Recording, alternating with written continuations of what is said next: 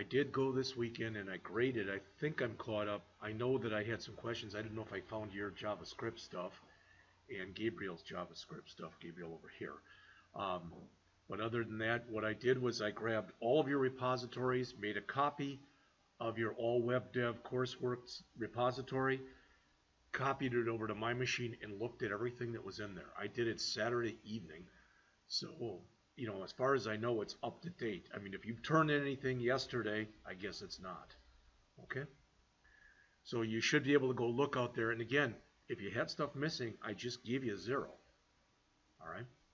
So, Chapter 6 starts on page 163, how to script the DOM with JavaScript. And again, I want to go over this slowly.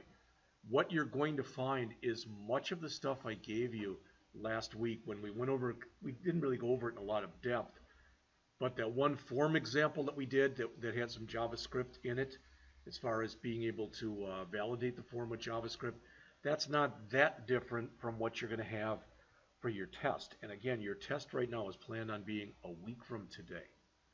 All right? And that'll be the test on chapters 6 and 7, your hands-on test. All right, so it says there, at this point, you have all the JavaScript skills you need to do some serious DOM scripting.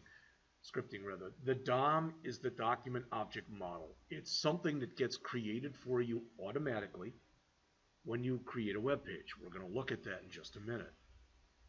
It says you need to learn how to use some of the properties and methods provided by the DOM specifications. To make it even more confusing, there's technically 2 DOM specifications. There's the DOM specification, the document object model specification, and there's the HTML DOM specification. And the reason that there are 2 of them is quite often when you want to do something, there's 2 ways of doing it. And using the HTML DOM specification usually results in you keying in less code. All right. Okay, so if we look here quickly at what's in here, DOM scripting properties and methods. So we go over that, we start to, and then we immediately go into an application. This is the FAQ application. Maybe you have seen things like this before. It's also known as an accordion, where you get a list of 3 or 4 questions, and there's a plus sign on there, and you can click on it, and it'll open the thing up, and then there'll be a minus sign on it, or vice versa. But you get the idea. So that's the first one that they look at. Then we go back and we try to bring this kind of full cycle to forms and controls. All right, and as it says, we will talk about a lot of these different forms, or these different form controls that are in here. Guess what? You know what the controls are. But what we have never really looked at is how to manipulate those controls programmatically. We've just kind of taken for granted that they're there. Okay? And then we will look through another application, this register app, and then this may be the most important part of the chapter towards the end, how to add and remove nodes from the DOM. What that means is you can take and add anything you want to a web page anywhere you want to add it. So I mean, while the program's running, if you've got a navigation bar, you could add something to your nav bar as the program was running if you wanted to do that. Or you could remove something that's currently existing on a web page as the program's running. And that's what they get to at the end. So they go back to this register application here and they add a table to it. Okay? So again, probably at least a little bit unlike the way we've done this in the past. Like I said, I really want to slow this up. Not because I want to waste my time, not because I want to waste your time, but because I want you to have an understanding of what's going on in here. All right, so I've got my book here, and I'm basically going to be over here on the page that's on the right, but I'm going to be referring to the code that is on the left-hand side of the book. Does that make sense to you? All right. So in English, what they're saying here is if you go out and you build a web page, this is pretty simple. I think you'd all understand this. In fact, if I go in here and I grab all this, I guess I could. I'm not going to. But if I go in, I could build a simple web page here. All right, so what do we have in it? We've got a head tag with a title. All right, so we aren't concerned right now about Bootstrap. We aren't concerned right now for this being responsive. We're just concerned with the stuff we're putting on the web page. So right now we've got, when you look at it, we've got an HTML section. Under our HTML section, which starts here and ends here, We've got a head section that starts here and ends here, and a body section that starts here and ends here. I think that makes sense to everybody. We've talked about this stuff before. All right. And our head has got a title in it. Our body has got an H1 and a form tag. Our form tag has got an ID in it, a name attribute, an action attribute, a method attribute. Our form has also got a label, an input tag, and a span. So why am I wasting your time in going over that? To show you that this is the DOM that is getting built by us creating that particular form. And good, bad, or indifferent, this isn't even complete. Technically on the DOM, even if you hit the space bar, it's going to create something for it in the DOM. Because the system has no way of knowing, you might take that empty space and later add an ID to it or add a class to it and want to add something there. All right? So what they're saying here is, this is very similar to what I just showed you in the code. HTML is called the root object. It's the root of your document. Okay? It's the thing on top. However you choose to refer to it, it doesn't really matter. The HTML node, which is typically the way these blue things here are referred to, this node has two child nodes. All right? It's got a head node and a body node. The head node and the body node are what are called sibling nodes because they're on the same level. All right? The head node has a title.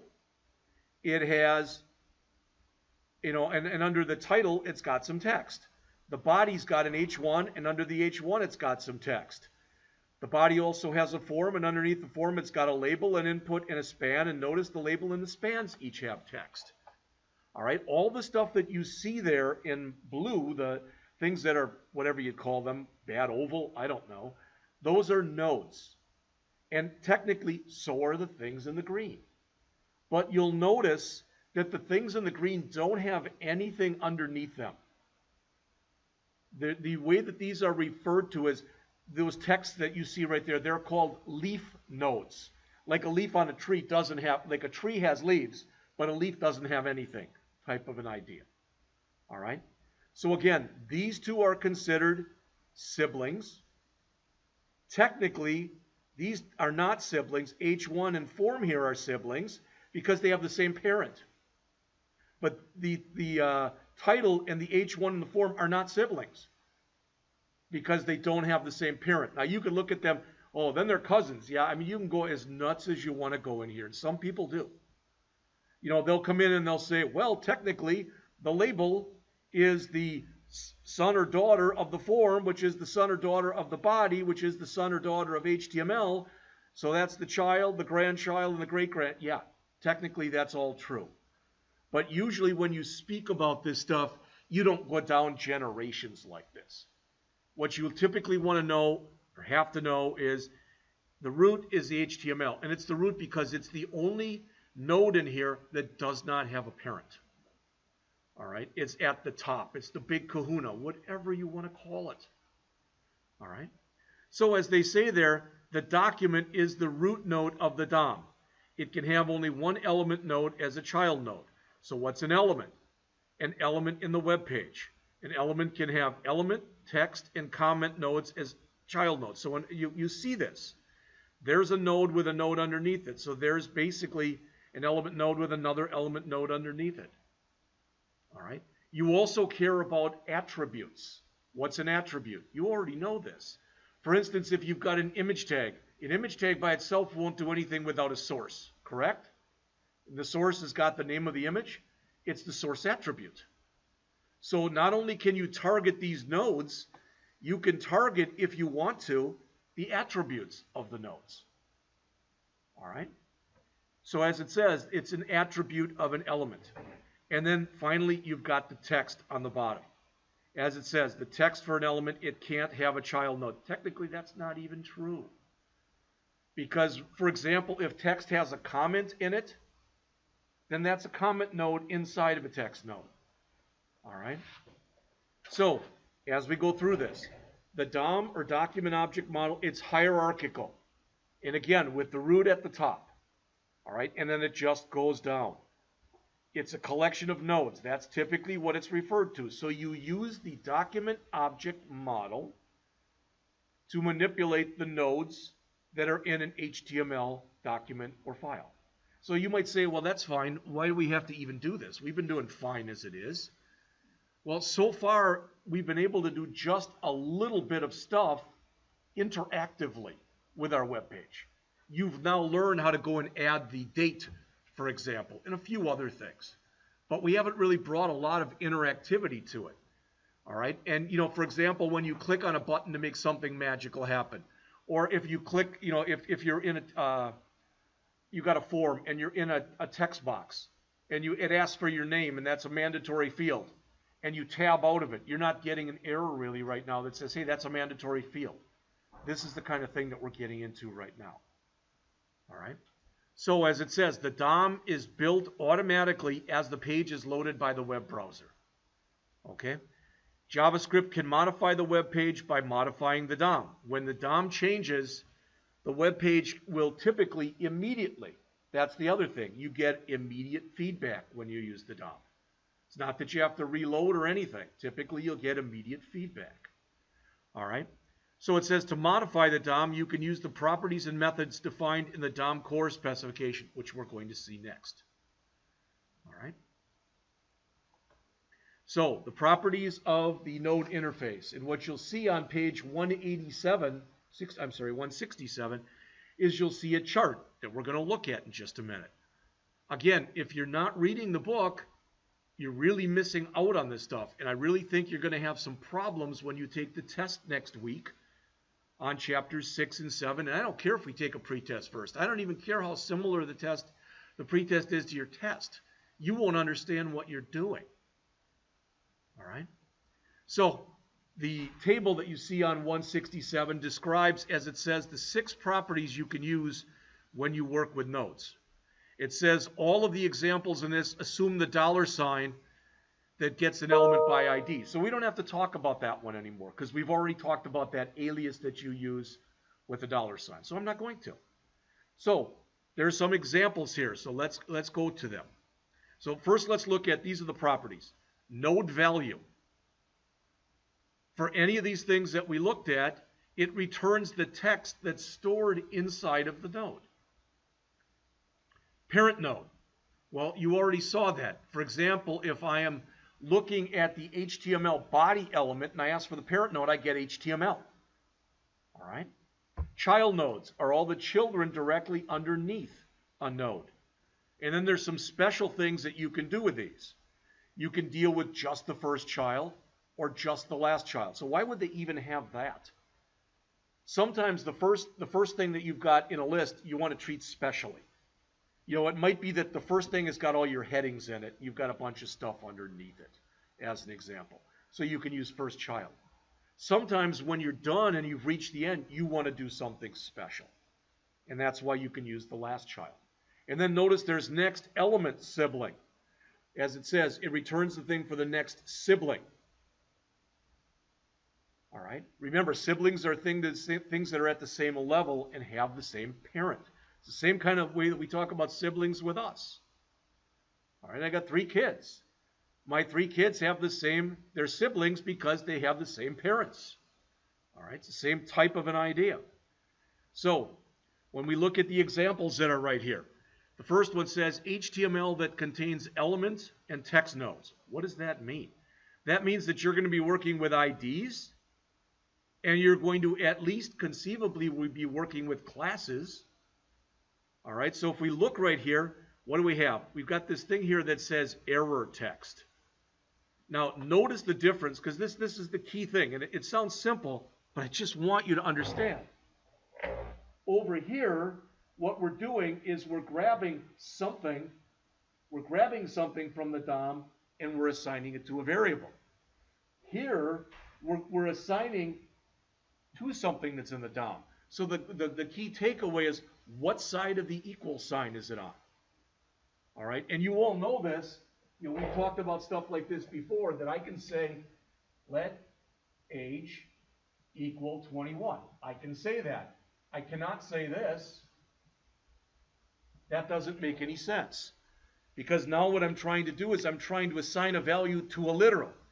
These are not literals. These are things that are on a web page. So either we can take the value that they have and we can assign it to a variable like we're doing in the first example, or we can manually assign a value to that. And that's what's happening in the second example. That's what I want you to understand, is these things can work because they can go on technically either side of an equal sign. They're not literals. All right? They're more like a variable. And like a variable can appear on the left-hand side or the right-hand side of an equal sign, so can these. All right? So this is how to get the text. When you get something, then it's on the right-hand side. Here's how to set the text. So when you set something, it's on the left-hand side. And again, you're going to hear this stuff basically in the fall of, what will that be? Spring of 22. In Java, it works the same way. Not JavaScript. In Java, they actually call them setters and getters. All right? And typically, you use the word get and the word set. They don't do that here. Every language is different and quirky in its own way. But what I want you to understand is what they're saying is this is your text. This is your HTML that's right here. And this is how you can grab something that's in there. And this is how you can set something that's in there.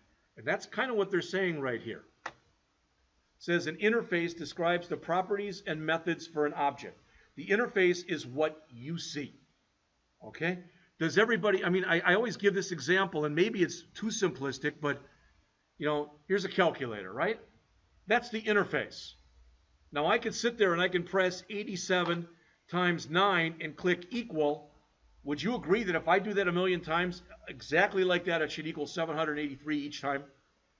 The way that that internally that this gives me 783, that's the implementation. The interface is what you see. All right? Now, most of you at least are, no matter what your age is in this room, at least you have seen like a DVD player, for example. All right? And now they're not as big a thing, and I get that. But let's just look at something like that for a second. Okay? My guess is most of you in here probably don't know exactly what happens when you put the DV into the machine, if it's on, and how it actually starts playing, etc. Because we don't care, do we? We just care if we put it in and nothing happens, then we care. Our interface is, well, we got this player with a slot in it. We put the DVD in. That's our, we're done. Or we turn it on. That's it. That's the interface. The implementation is what happens behind the scenes.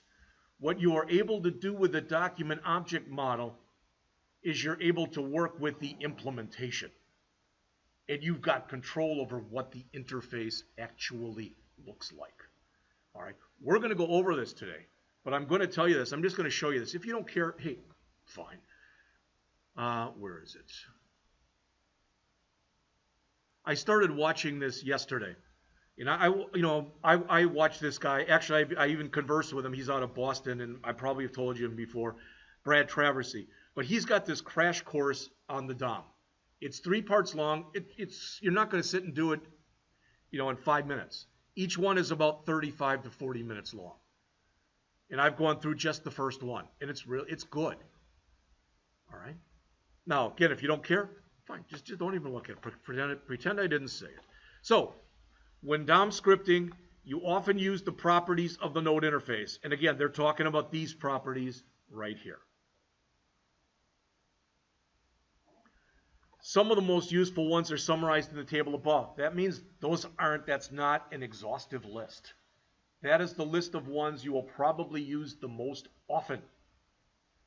All right? In the examples above, again, the $, we already know that. I'm not going to talk about that again. The methods of the document and element interfaces. Guess what? Now we go and we've got 2 charts. Okay? And look at the first one and the third one. Well, I guess all of them are new.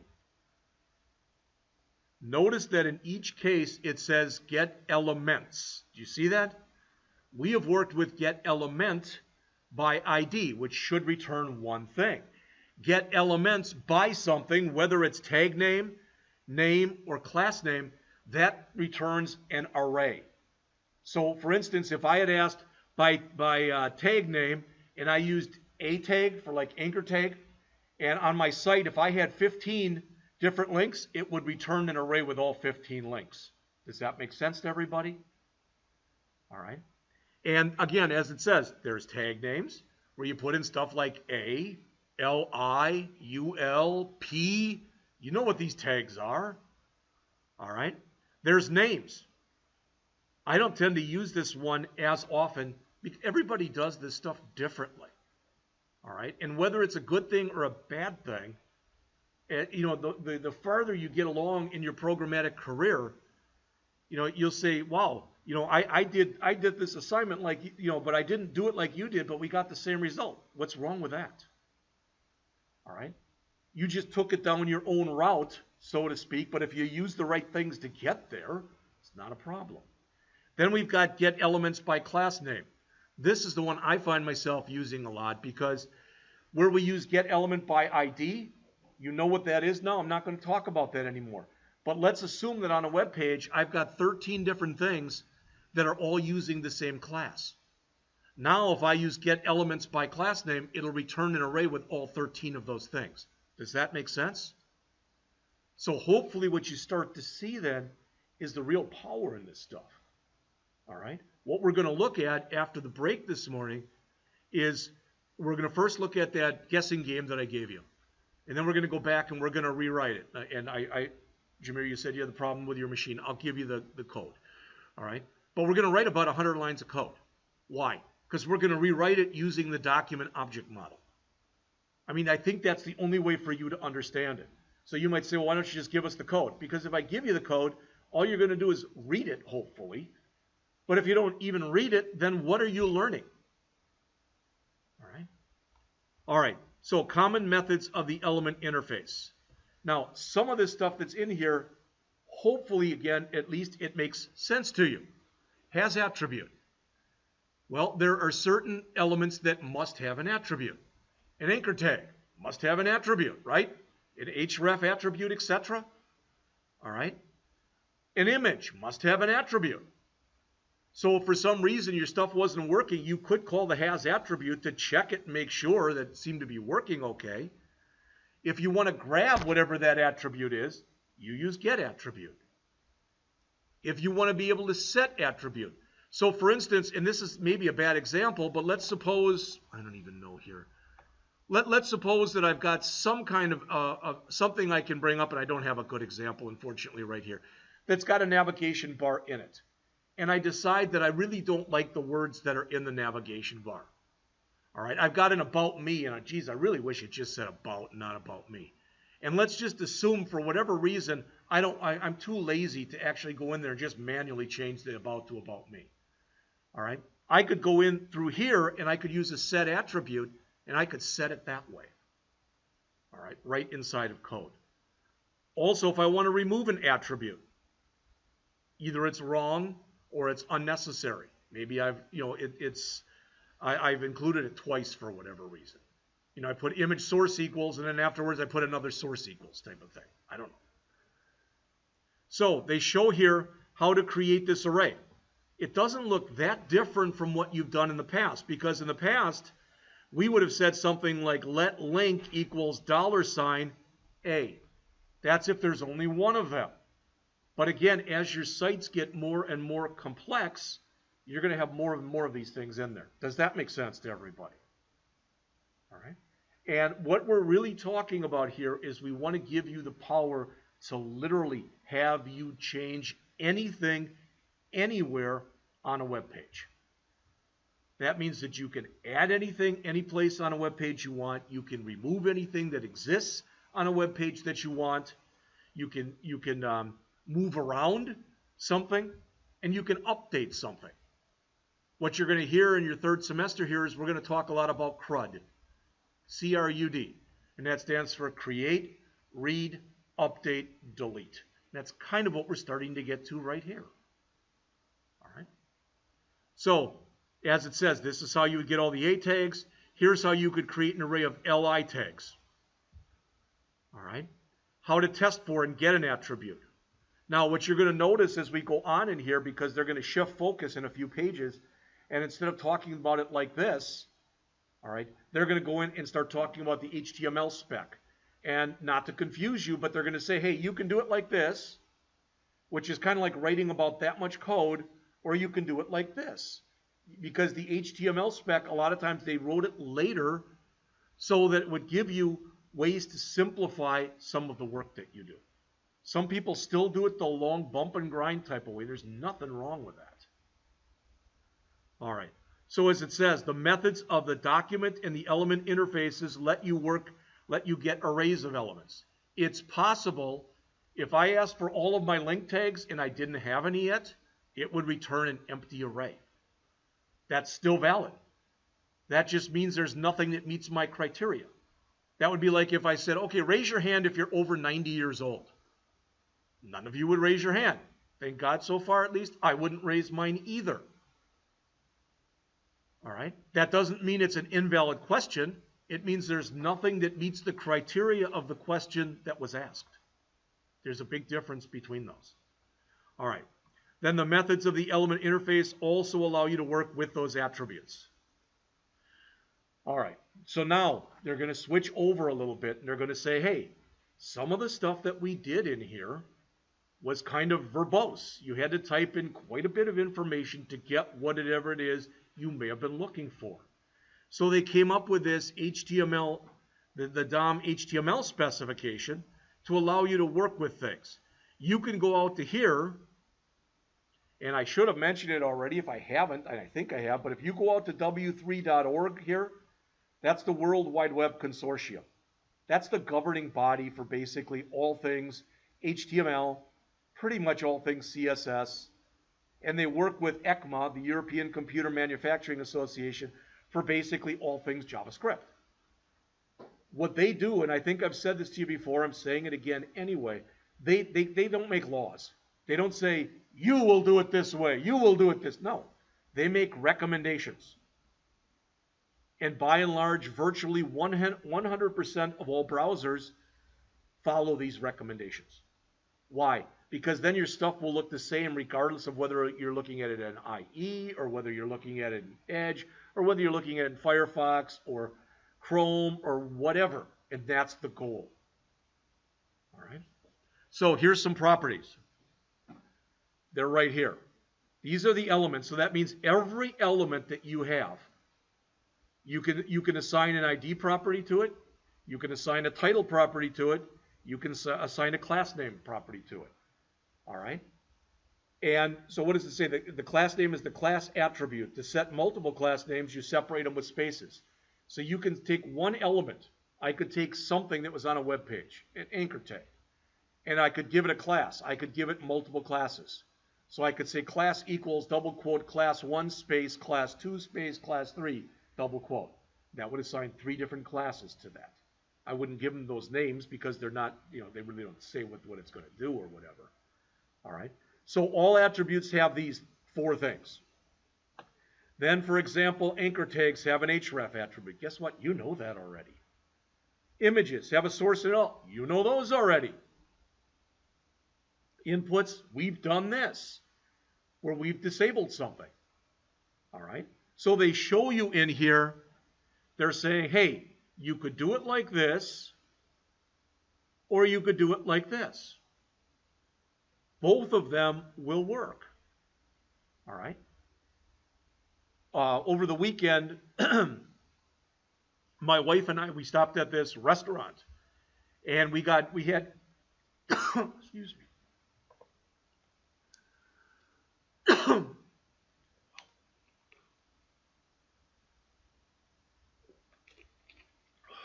Sorry. We used our GPS to get there, and it gave weird directions. Maybe you've had that happen to you, maybe you haven't. But I said, turn right here. And she's like, oh, geez, you sent me in the middle of this strip mall. Yeah.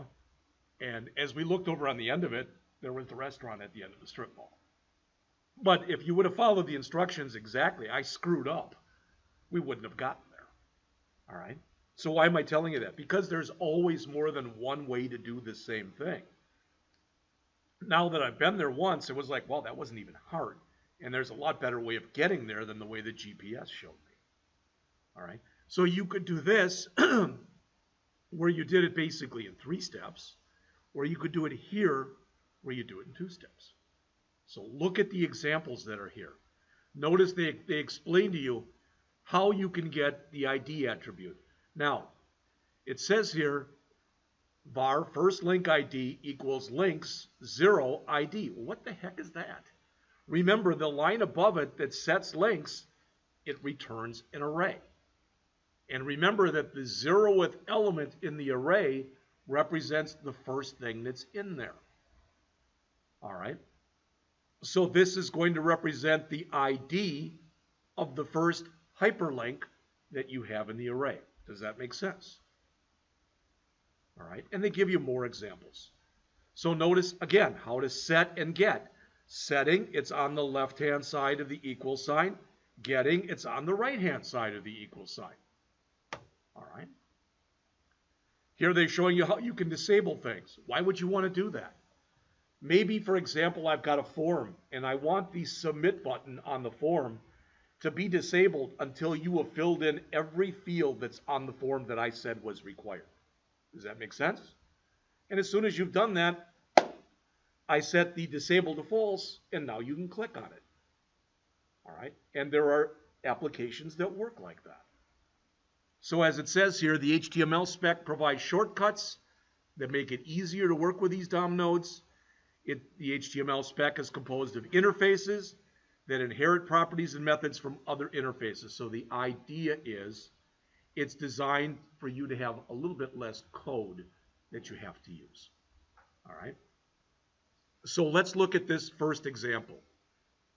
So when you look at this, what do we have here?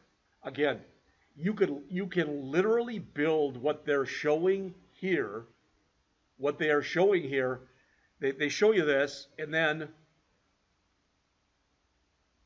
they give you the JavaScript. Everybody see this? All right. And I'm not making this up.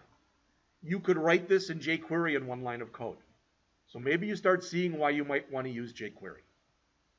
All right. But the idea is there's still a boatload of websites that are out there that do it this way. A lot of them are more legacy sites that have been around for a long time, and people haven't rewritten them because they work just fine the way they are. So the idea behind this, again, this is also known as an accordion. Notice for the what is JavaScript, originally when you started out, these all had plus signs, and this wasn't here. All right, as soon as you clicked on this plus sign, then the code below it that was hidden shows. And if you click on the minus sign, it disappears again. Does that make sense? If you write a true accordion like this, you can have 0 open, 1 open, 2 open, or all 3 open. And you can open and close them at your leisure. Sometimes the way people write them too, you only want to have 1 open at a time. Maybe you find it too confusing otherwise. But if you're the one writing it, then you're in control over how this is done. All right? So you've seen this, but let's just go back for a second. And it says here in the figure, it says you can see that each of the questions is coded in an anchor tag element. That anchor tag is inside of an H2 element, and that H2 element is followed by a div, and the div contains the answer. And it says that the hrefs are all coded as pound signs. And the pound sign means don't go anywhere. All right. The other thing about this, and I'm not going to read this to you, but if you look at the paragraph right here, they've set it up this way to try to make it as easy as possible for anyone to use. When I think I've told you all this, but my mom's 90. I would love to go see her. I haven't seen her since March. And I hope I get to see her again before one of us passes. That's not a joke. All right? But I can explain something to her and show her how to do something on the computer, and literally 10 minutes later she forgets how to do it. All right? I don't know if it's because she's 90 or what. All right. But the point is, when they say it's easier for motor impaired users to use, the easier you make something to use, the more intuitive you make it, the better the chance that people will use it. All right. And you might say, well, okay, give me an example. Well, let's assume for a second I decide I want to go into competition with Dick's Sporting Goods. I want Jeff's Sporting Goods. All right.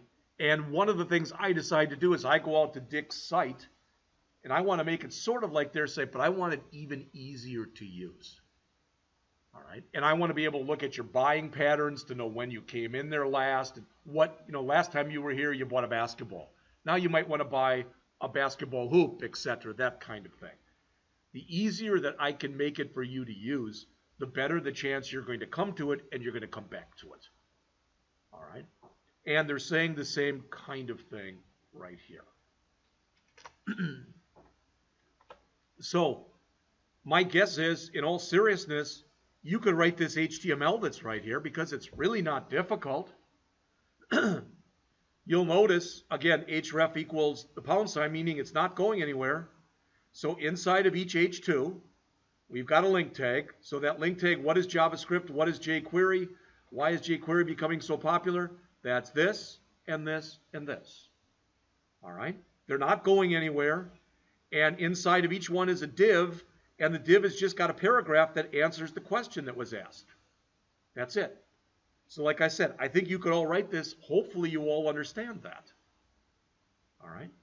Here's the CSS. Again, not much, and not really very difficult when you take a look at it. I don't think there's really much of anything that's in there that's going to confuse you. And remember this, the minus in here and the plus, this says by default when you load it up, the background should be the plus sign. But once you click it, it should go to the minus sign. That's all. The display none, what does that mean? Well, that means that when it first comes up, the divs are not shown. Saying display none means that literally they're not there. They're hidden. But you don't want to say like display hidden because then they would still take up that blank space. When you say display none, they're not only hidden, but they don't take up any space. So that's what those are doing. Then we've got display block. Remember, there's two different things. There's block and there's inline. When something is block, you're saying each thing on its own line. When it's inline, you're trying to combine them onto the same line. All right. So then they show you the JavaScript. And as you'd probably guess, the JavaScript is a little bit more complex. All right. It says here the event handler for the onload. Onload means it's been loaded into memory. All right. When we get into, in a week or two, when we start to look at jQuery, all right, you're going to notice that we're going to add some code that we haven't been using so far. Because what we can do is we can tell the system not to do anything until it's actually been loaded. All right. And you all know this now, right? Am I right in assuming this? And if I say this, if I put a line up here, if I say script, source equals script, well, we'll put it in the JS folder. JS/scripts.js/script. I'm asking you this question. Does everybody understand what that means? We're telling it to go into the JavaScript folder and load that scripts file. Now, for years, there's been debate over, and I'm not making this up, there's been debate over people who work in this industry. Should a line of code like this, should it go at the bottom of your program right before your ending body tag, or should it go right at the end of your head section? The head loads before the body loads. So always people have said, put this in by the body. Make it right down at the bottom. Okay? I mean, if you're going to use jQuery or Bootstrap, JavaScript or whatever, those go before that, but this should be right before your ending body tag. Now they've come in there and they've said, you know what else you can do? And I think it doesn't matter where I put this, but you can now say this.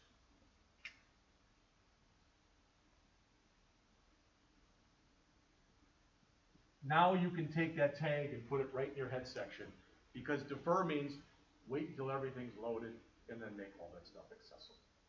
All right, it may not sound like a big thing, but this was a really big thing for people who work in the business, because now they're trying to standardize the way that it's done. All right. So when we start taking a look at it here, and I don't think that your test is as difficult as this is, but it's the kind of thing you should look at to see if it makes sense to you, okay? All right, well, you know what these two lines mean. You know what uStrict is. You know what the var $ is. Then you've got a routine in here that's called toggle. Anybody want to take a wild guess over what toggle is going to do? Yeah. It's like you click the plus sign or you click the minus sign. All right? So this is a little bit confusing. It says var h2 equals this. A lot of people hate the word this, people in programming, because a lot of different languages use the word this. This means whatever you're currently accessing. That's the easiest way I can put it to you. The current element, the current whatever. So in this case, it says it refers to the H2 you just clicked. That's this. All right? Then what we want is we want the next sibling. Well, what the heck is the next sibling? The next sibling, remember what was right under, the H2? Okay? Now remember this, the way that this looks. Try that again. If you're coming here and you are building this, or we're building a document object model, even though div is under H2, H1, H2, and div are all children right here of this. Does that make sense to you? They're all on the same level. Now, the P that's in here is on one more level in, etc. But what I'm telling you is, when you're here at this H1, the next sibling is the H2. When you're here at H2, the next sibling is the div. Okay? And that's pretty much what they're saying in here. Again, I'm not trying to confuse you. I'm trying to help you understand this. All right? So, as it says, what are we doing here? We're toggling. And what we're saying here is, hey, if the if it has this attribute, okay, this is like saying if it has the plus sign, remove it, all right, otherwise add it, or vice versa. Okay, and it's a little bit hinky kind of to take a look at. So as it says, toggling the plus and the minus sign. Here we're toggling the div. We're either going to say show it or don't show it. All right, and you want to show it if they have just clicked on the plus sign, turning it into a minus sign and showing the information, but if they click on the minus sign, you want it to disappear. And that's exactly what they're telling you to do here.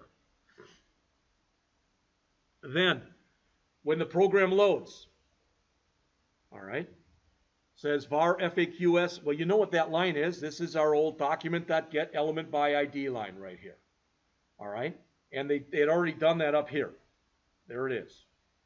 So, now we're saying, go through this, grab me all the H2 elements. That's what this line is saying. And you could call it Ralph, but it sure makes sense that if you're going to sit there and grab all of the H2 elements, that you'd put it into a variable called H2 elements. That sure makes sense to me. All right, then we're looping through them. And basically what we're saying is attach an event handler. So it's got to understand when we do this, what we're saying is, hey, when you click it, we want you to be able to respond. So we're attaching that toggle routine as an on-click. So it knows that each one of them are now clickable, but when you click it, the toggle is what should be called. All right? Then we set the focus to the first one. I mean, and that's a typical kind of thing, is to set something to the focus of the first one that's in there. All right? So I don't want to read to you, but that's exactly what they're saying right here. All right? And you like their verbiage better? I'm not offended. All right, let's start on this. We'll go till about 8:55, and then we'll take a break. All right, so I'm on page 176. I warned you, this is going to take a while. All right, so it says a form contains one or more controls. Guess what? They're assuming here you've not used their other book and you don't know what forms are. You do. You have all written forms. All right, you know what forms are. You know what form controls are. What we are concerned with now when you look in here is basically everything that you see right here that's in yellow. The first thing, in English, this first line that's in here in yellow, all right, it says the method equals get. What that means is when you fill this out and you put grace@yahoo.com and Grace, and you click the join our list, it's going to show the information you just provided up in the query string, right in the address bar itself. So, you know, if it was hello.com, it would be hello.com/, email address equals, and it would have grace@yahoo.com, and then it would have like an ampersand, and it would say first name equals. Does that make sense to everybody? All right. The action means when you click the join our list button, we want all that information to be sent basically to a file that's called join.php. All right. And there's different things that you can send this to. When we work in fall of next year, when you're working on Node, it's not going to be a PHP file that you're going to bring up. It'll be a Node file that you'll bring up. And don't worry about it right now. It doesn't matter one way or the other. But you'll notice too when you look in here, you've got an ID for the email address. You've got an ID for the first name. And you're telling it the type of button you're working with. So again, taking that information that they show right there and clicking that button will result in this in your address bar. So it's saying, I want to call join.php. I want the email address to be set to this. And that %40, that's an @ sign. All right. And the ampersand means that you're going to add another thing. Okay. So hopefully when you look at that, that stuff that's in there makes sense to you. All right. So forms have a name, they have an action, and they have a method. I think we've just gone over all of those. What your next test, the test that you take a week from today, will be all about will be this fourth bullet here, data validation. And as it says, data validation refers to checking the data collected by a form to make sure it's valid. So for instance, if I ask for a first name and I say it's required, you put 23 down, I don't know that that's invalid unless I say the only thing you can put in here are letters. Then it's invalid. But if all I say is there must be something in there, and you put 23, then I think 23 is your first name. All right? The email address, like the one that we saw up here, if we're checked, all we can validate is that it's in a valid format. We cannot validate that grace@yahoo.com exists. Can you imagine the code it would take for us to go out to the Yahoo server and have them check and see if there actually is a user named Grace? And is her email Grace, or I would think it's hers, but it could be a last name too, grace@yahoo.com? You know, you wouldn't want to do that. So all you do in form validation is you say, hey, I expect you to put it in this format. Did you? If you did, it's valid. If you didn't, it's invalid. And you do this on the client side before you send it to the server. Most servers already have enough work to do, all right, without you having to give them even more. It's 8:55. Let's take a break. We're going to pick it up on page 178 at 10 after, or I'm sorry, we'll make it 10 after. That's fine.